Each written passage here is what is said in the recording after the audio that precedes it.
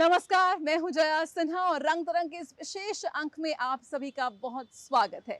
रंग तरंग के जरिए एक कोशिश है भारत की कला संस्कृति के विभिन्न आयामों से आपको रूबरू करने की, आपका परिचय उन कला साधकों से कराने की, उन गुमनाम नायकों से कराने की जो भारत की कलाओं को संरक्षित करने में जुटे हुए हैं। साथ ही बात उन कलाकारों की जो कला के जरिए विभिन्न गंभीर मुद्दों पर अपनी आवाज मुखर कर रहे हैं। तो देर कैसी, शुरुआत करते हैं रंग तरंग की।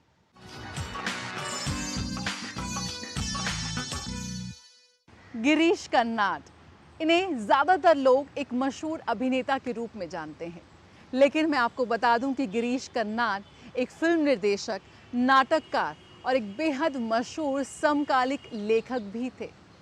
गिरीश कर्नाड आज हमारे बीच नहीं हैं, लेकिन उन्होंने कन्नड़ और अंग्रेजी दोनों भाषाओं में बेहतरीन कहानियां और उपन्यास लिखे हैं। हाल ही में राजधानी में आयोजित एक थिएटर फेस्टिवल में गिरीश कर्नाड द्वारा लिखी नाटक अग्नि और बरखा का मंचन किया गया। यकीनन दर्शकों के लिए ये एक बेहद यादगार अनुभव रहा।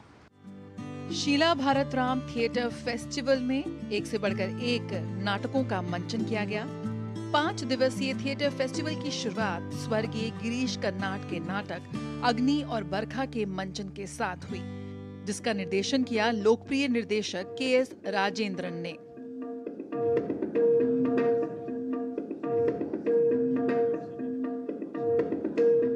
नाटक अग्नि और बरखा एक पुरानी लोक कथा पर आधारित है। कदापि नहीं। ओह, असंभव। नाटक मंडली है कहाँ? नगर द्वार पर है, प्रतीक्षा में। दीक्षित, अनुमति दे, आने दे उन्हें। हमने उन्हें रोका नहीं, वे आ सकते, किंतु वो युवक, उसे नहीं आने दूंगा। 3 वर्ष हुए, हमने कोई खेल नहीं देखा, नाटक लीला नहीं देखी। तभी तो महीने में 4 लीलाएं देखने को मिलती थी। हाँ, सच तो ये है कि इसकी कहानी महान ऋषि रैभ्या, उनके पुत्रों परवसु व अरवसु, परवसु के चचेरे भाई यावृकी, परवसु की पत्नी विशाखा और अरवसु की प्रेमिका निदिलाई पर केंद्रित है। आदिकाल में प्रजापति ब्रह्मा ने चारों वेदों को एकत्र करके नाट्य वेद नामक पंचम वेद की सृष्टि की और अपने परम पुत्र इंद्र को भेंट कर दी। इस कहानी ने दिखाया कि कैसे शक्ति का दंभ और पद की लालसा लोगों को सही पथ से भटकाती है। एक दिवारात्रि का चक्र पूरा होने तक यदि वो अपने प्राण बचा सका तो इसे मैं अपनी हार समझूंगा और स्वयं भी चिता की अग्नि में प्रवेश कर जाऊंगा। रैभ्य का किरदार है और ये महाभारत काल के समय का ये सारे कैरेक्टर्स हैं, तो उसमें यवक्री और परावसु जो कैरेक्टर है, तो ये परावसु के पिता का कैरेक्टर करता है। कहानी के अंत में भगवान इंद्र का प्रकट होना और सत्य एवं प्रेम की विजय ही इसका मूल है। तुम और इंद्र, हाँ यही तो 2 अभिमानी देवता मेरे जीवन के। तुम दोनों के ही कारण मैं ब्रह्मचारी रहा हूं अब तक। इस धरती पर मेरी ऊर्जा की एक बूंद भी नहीं गिरी अब तक। अब जो मैं तुम्हारे पास बैठा हूं तो इंद्र से भी छल करने को मन करता है। रंगमंच में स्वर्गीय गिरीश कर्नाड का बहुत बड़ा एवं महत्वपूर्ण योगदान है। उनके सभी नाटक दर्शकों के लिए यादगार सौगात हैं और विभिन्न फेस्टिवल्स में उनके नाटकों का मंचन किया जाता रहा है। मैंने कहा हंसी उड़ाई। नितिलाई हंसी उड़ा रही थी। क्या कह रही थी कहो तो? हाँ? बोलो मेरी बच्ची, अरे क्या हंसी उड़ाई तुमने? मैंने तो बस इतना ही पूछा था हाँ। कि जंगल में 10 बरस क्यों लगा दिया यवक्री ने? हाँ। ईश्वर को ढूंढ रहा था, भगवान से ही लेना था सकल ज्ञान, ब्रह्म ज्ञान। ये शो देखने के बाद मेरे गूज बम्स आ गए। हमारे जो एक्टर्स रहे हैं रेपेट्री के, जो भी ऐसे रेपेट्री के एक्टर हैं, ये one of the beautiful plays मैंने देखा गिरीश कर्नाड द्वारा लिखा हुआ। और जो अभिनेताओं ने जो अभिनय किया इसमें, वो बहुत बहुत कमाल की अभिनय रही। तो मेरे लिए बहुत ही स्पिरिचुअल अनुभव रहा है ये नाटक देख के। अंत में यवक्री धधकती ज्वाला के गोले के बीच Shri Ram Centre for Performing Arts का ये थिएटर फेस्टिवल दर्शकों को रचनात्मकता से परिपूर्ण समकालीन और पारंपरिक शैली के नाटकों के साथ साथ जीवन के विभिन्न रंग रूपों से रूबरू कराने का भी एक प्रयास रहा। और अंत में जब हृदय पिंड निकाल होम करने को तत्पर था वो,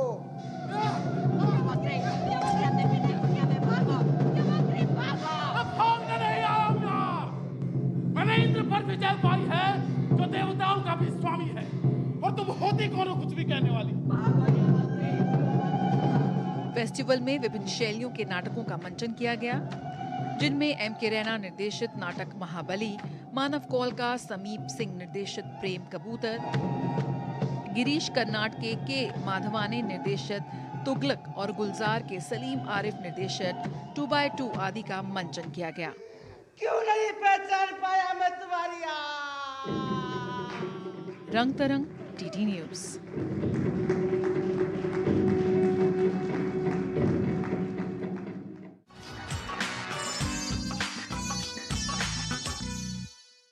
कश्मीर की समृद्ध सांस्कृतिक विरासत का हिस्सा है संतूर। इसका ऐतिहासिक महत्व है। बीते हफ्ते पहली बार राजधानी दिल्ली में संतूर दिवस मनाया गया। प्रख्यात संतूर वादक स्वर्गीय पंडित भजन सुपोरी की विरासत को याद करने का ये दिन रहा और इसमें देश ही नहीं दुनिया भर से कलाकारों ने हिस्सा लिया, अपनी संगीत प्रस्तुतियां दी और उनकी विरासत को याद किया।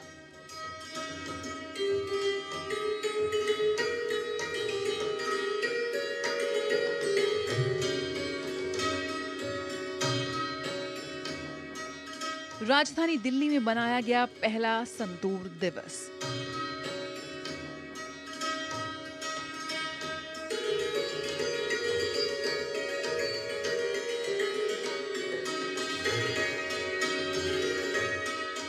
स्वर्गीय संतूर सरताज पंडित भजन सुपोरी द्वारा स्थापित संस्था Supori Academy of Music and Performing Arts ने दुनिया भर के संगीत प्रेमियों, कलाकारों और रचनात्मक कला बिरादरी और कई प्रमुख सांस्कृतिक संगठनों के साथ मिलकर संतूर दिवस मनाने का फैसला किया।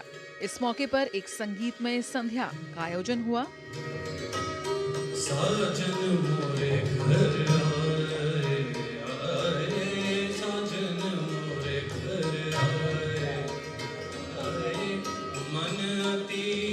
इस संगीत संध्या में भारतीय शास्त्रीय, कश्मीरी, सूफियाना, ईरानी, चीनी एवं अर्जेंटीना के कलाकारों सहित प्रख्यात संतूर वादक एवं संगीत निर्देशक पंडित अभय रुस्तम सुपोरी और पद्मश्री पंडित सतीश व्यास की प्रस्तुतियां शामिल रहीं। मंगल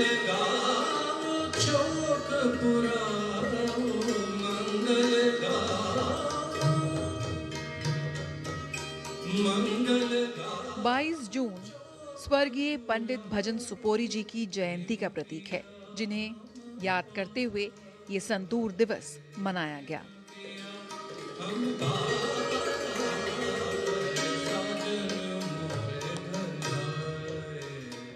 देश के प्रख्यात संतूर वादक पंडित भजन सुपोरी जी ने, जिन्होंने कश्मीर की वादियों में सिमटे हुए संतूर को अंतर्राष्ट्रीय स्तर पर स्थापित किया और शास्त्रीय संगीत से जोड़ा, उनके जन्मदिन के उपलक्ष्य में आज हम यह कार्यक्रम कर रहे हैं विश्व संतूर दिवस के रूप में, और जिसमें न केवल भारत के बल्कि दुनिया के अनेक देशों के संतूर वादकों की प्रस्तुतियां हो रही हैं। पंडित भजन सुपोरी एवं पंडित अभय रुस्तम सुपोरी के शिष्यों ने भी अपनी प्रस्तुति से अपने गुरु को याद किया। सुपोरी जी को हमेशा से सुनते आए हैं और एक ऐतिहासिक क्षण है। इनके संतूर से कश्मीर जैसे जीवंत हो जाता था हम सबके साथ में।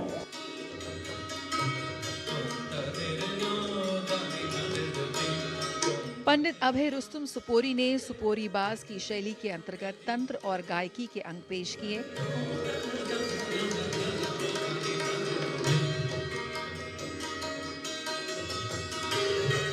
उस्ताद अकरम खान ने तबले पर अभय सुपोरी को संगत दी।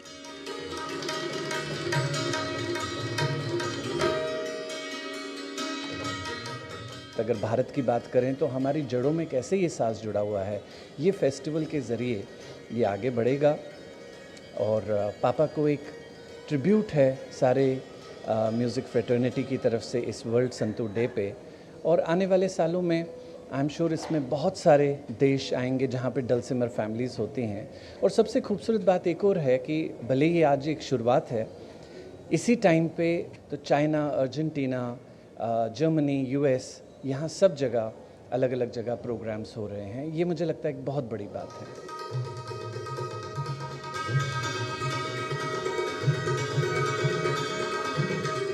संतूर जैसे उत्कृष्ट वाद्य और इसके सांस्कृतिक दर्शन के बारे में अधिक से अधिक लोगों को जागरूक करने का ये प्रयास बेहद सफल रहा।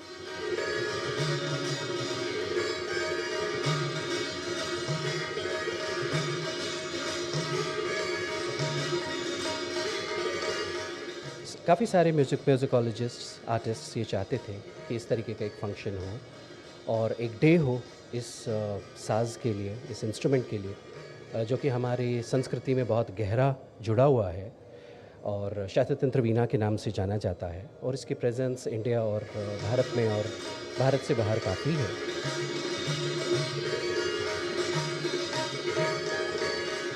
संतूर की विरासत और पंडित भजन सुपोरी के योगदान के सम्मान के प्रतीक के रूप में देश ही नहीं दुनिया भर से कलाकार इकट्ठा हुए। साथ ही इस कार्यक्रम ने संतूर के अनूठे इतिहास और कश्मीरी परंपरा में इसकी अभिन्न भूमिका पर ध्यान आकर्षित करने का प्रयास किया।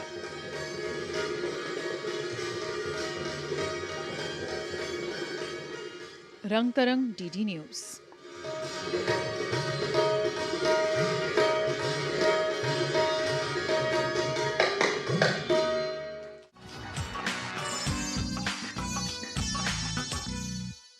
बढ़ते कचरे के साथ साथ कचरा प्रबंधन को लेकर भी चिंताएं बढ़ती जा रही हैं। हाल ही में प्रदर्शनी के जरिए इस गंभीर मुद्दे पर ध्यान आकर्षित करने का प्रयास किया गया और सम्मानित किया गया उन महिलाओं को जो लगातार कचरा प्रबंधन में जुटी हुई हैं। जी हाँ, एक प्रदर्शनी का आयोजन किया गया जिसमें दिल्ली और कोलकाता की महिला वेस्ट रिसाइकलर्स के काम को, उनके उल्लेखनीय योगदान को फोटोज के जरिए दर्शकों के सामने प्रदर्शित किया गया।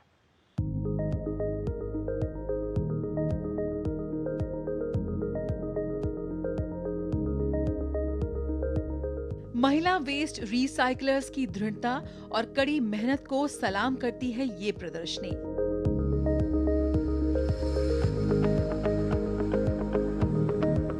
महिलाएं लंबे समय से कचरा संग्रहण गतिविधियों में सबसे आगे रही हैं, खासकर विकासशील अर्थव्यवस्थाओं में। नीदरलैंड के दूतावास द्वारा दिल्ली और कोलकाता में कचरा प्रबंधन में महिला रिसाइकलर्स को सम्मानित करती ये फोटो प्रदर्शनी एक प्रयास है पर्यावरण के इन संरक्षकों को सम्मान देने का, एक पहचान देने का। वुमेन वेस्ट एंड सस्टेनेबिलिटी, महिला रिसाइकलर्स के उल्लेखनीय योगदान को इस प्रदर्शनी द्वारा प्रस्तुत किया गया।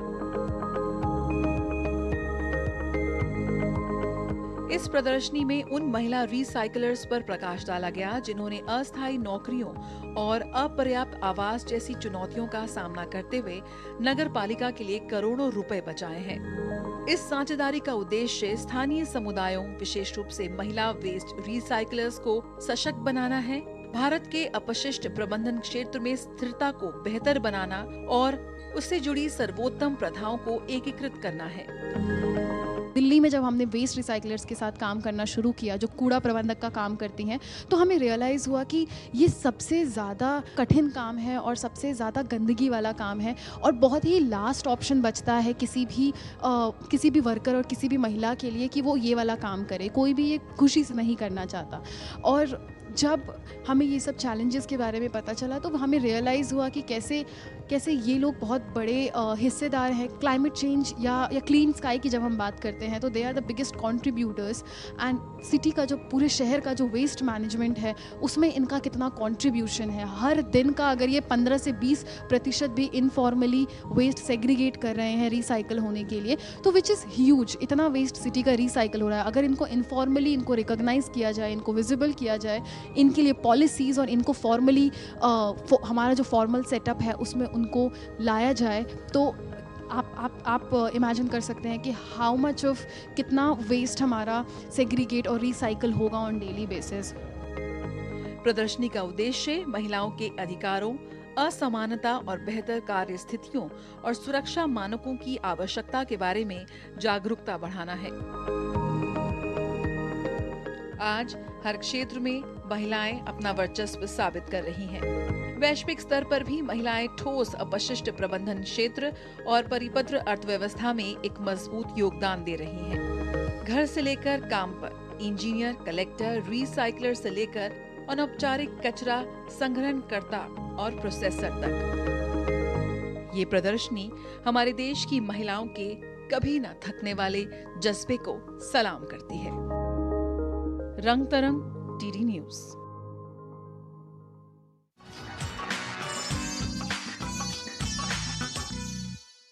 तलत महमूद एक बेहद मशहूर गायक और हर दिल अजीज अभिनेता। उनके गानों को, उनके द्वारा गाए गए नगमों को हम आज भी गुनगुनाते हैं। हाल ही में राजधानी दिल्ली में दर्शकों को उनके जीवन के कुछ यादगार लम्हों को अनुभव करने का एक बेहद खास मौका मिला। मौका था उनके जीवन पर आधारित एक नाटक के मंचन का।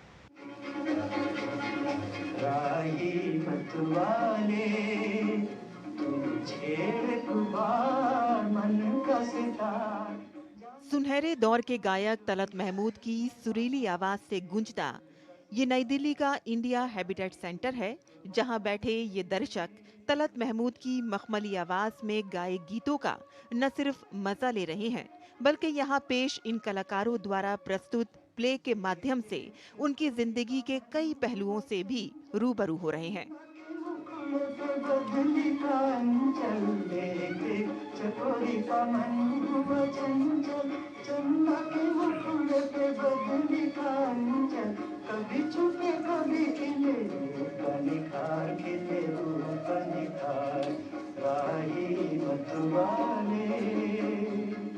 Three arts club and Katyani और वर्किंग आर्ट प्रेजेंटेशन द्वारा प्रस्तुत ये प्ले तलत महमूद की भांजी सहर जमा द्वारा लिखित उनकी बायोग्राफी पर आधारित रहा।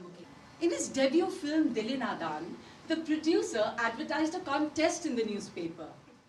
जहां इस प्रस्तुति में कथन, अभिनय, फिल्म प्रोजेक्शन और कोरियोग्राफी का बेहतरीन मिश्रण देखने को मिला। Shama confessed she had a big crush on him. हम जब भी साथ में एक्टिंग करते तो मेरे दिल की धड़कन रुक जाती। तलत मेरे दिल की धड़कन थे। मैं रेडियो पर उनका कोई भी गाना सुने बगैर नहीं छोड़ती थी। प्यार पर बस तो नहीं है मेरा, लेकिन फिर भी तू बता दे कि तुझे प्यार करूं या न करूं।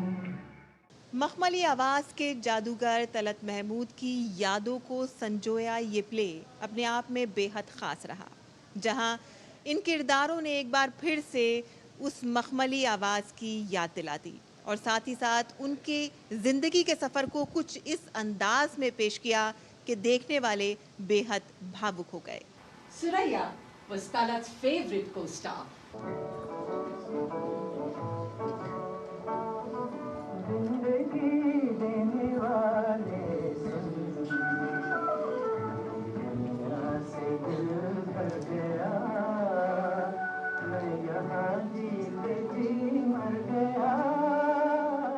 सब कुछ कहाँ लाला गुल में नुमाया हो गई, क्या सूरतें होंगी जो खाक में पहना हो गई। इसका मतलब ये है कि शायद वो खूबसूरत लोग जो अब हमारे साथ नहीं हैं वो फूल और शगुफ़े बनकर दुनिया में फैल गए। क्या कहूँ मैं तलत साहब के बारे में, ज़ाहिर है बचपन से लेकर आज तक का वक्त आ गया और अभी भी उनकी आवाज़ सुनकर दिल में वैसी ही धड़कन होती है जैसे उस ज़माने में हुआ करती थी। एक ऐसी आवाज़ जो शायद अब पैदा नहीं होगी।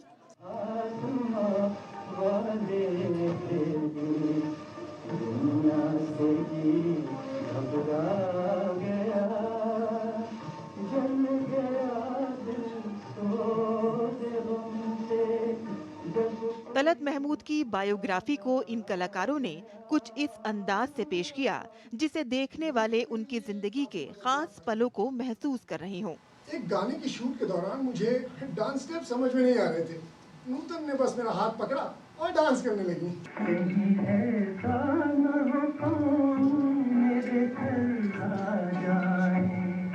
और तेरी मरमरी बाहों का सहारा।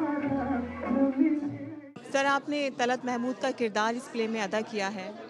ऐसा तलत महमूद, उनको पढ़ना, उनको जानना और उनको सुनना, किस तरह का आपका अनुभव रहा और किस तरह की आपने इसमें तैयारियां की? इस किरदार के लिए जब सिलेक्शन हुआ तो मुझे बोला गया कि वॉइस टेक्सचर मिलता है, तो मैंने उनको सुना भी, उनके इंटरव्यूज़ भी सुने, क्योंकि गाना सुनना एक अलग चीज़ है और उनकी बातचीत को सुनना अलग हो जाता है। कोशिश की कि बचपन से लेकर के उम्र दराज तलत तक के किरदार को मैं निभा सकूं और अच्छे से निभा सकूं। आँखों में मस्ती शराब की, काली जुल्फों में रातें शबाब की, जाने आई कहाँ से। अपने बम्बई नाना पर लिखी किताब पर हुई इस प्रस्तुति को देख लेखिका सहर जमा भी बेहद भावुक हो गईं। हम कह सकते हैं कि इन थिएटर आर्टिस्ट ने एक तलत महमूद की यादों को जिंदा कर दिया है, तो उसको बाकायदा देखना किस तरह का अनुभव रहा और क्या एक्सपीरियंस आपका रहा? जी, मैं तो किताब लिखते वक्त सोच रही थी कि मैंने किताब लिखी तो उनके सारे लाइफ एक्सपीरियंस को ज़िंदा कर लिया, मगर थिएटर में तो ऐसा लगा इनके सुहेला जी का थिएटर देख के it is more than bringing to life, it's like a metaverse experience, you know, it's like बीते हुए पल को अभी बैठ के देखना। और बिल्कुल जो मैं ऑडियंस का रिएक्शन भी देख रही थी, दे वर फीलिंग एवरीथिंग, कि जो जो बताया जा रहा था कहानी में वो उसको महसूस कर रहे थे, वो गाने साथ साथ गा रहे थे, वो ताली साथ साथ बजा रहे थे। बहुत ही खूबसूरत एक्सपीरियंस था और वेरी वेरी हम्बल्ड कि मेरी किताब को इसके लिए लिया गया।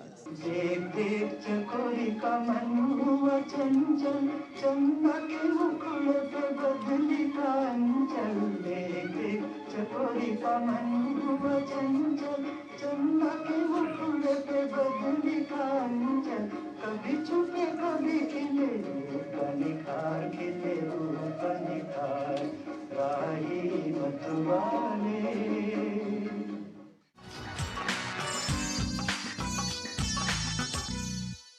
आइए आपको ले चलते हैं एक बेहद खास प्रदर्शनी कॉन्फ्लुएंस 24 में।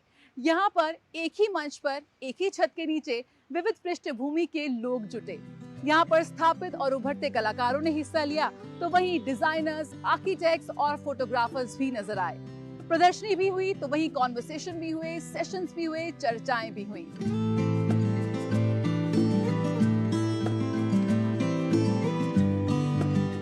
ये है Confluence 24, Welham old boys society द्वारा आयोजित कला प्रदर्शनी।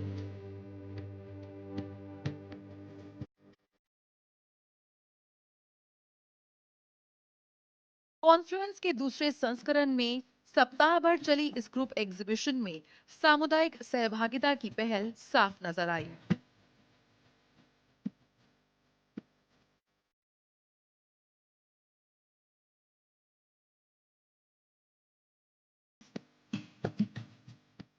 कला प्रदर्शनी के दौरान विविध पृष्ठभूमि से स्थापित उभरते कलाकार, आर्किटेक्ट, डिजाइनर्स और फोटोग्राफर्स शामिल हुए। कॉन्फ्लुएंस 24 के दौरान समांतर कार्यक्रमों की एक श्रृंखला भी देखने को मिली, जिसमें दिलचस्प बातचीत, वार्ता, फिल्म स्क्रीनिंग और डांस वर्कशॉप्स का भी आयोजन हुआ।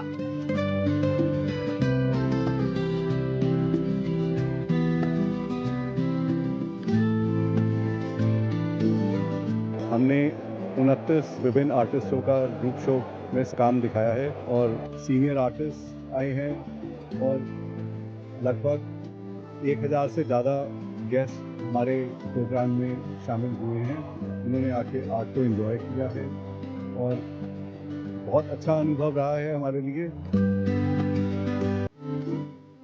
कॉन्फ्रेंस 24 में इस वर्ष कला शिक्षा पर विशेष जोर दिया गया। ऐसे क्षेत्र जहां कई चुनौतियां हैं।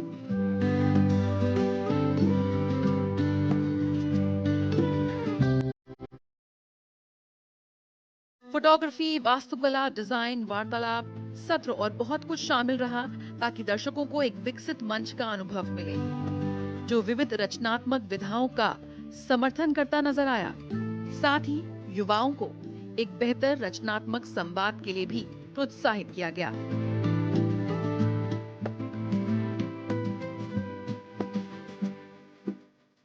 रंग तरंग, डीडी न्यूज।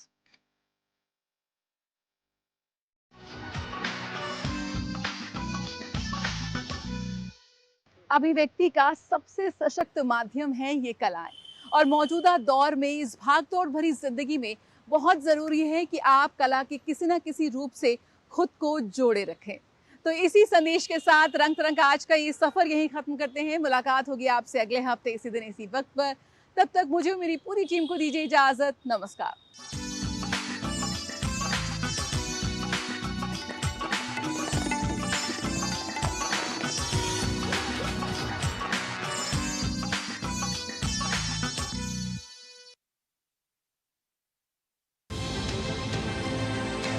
राष्ट्रीय खबरें हो या अंतर्राष्ट्रीय मुद्दे की बात, राजनीति से जुड़ा हर पहलू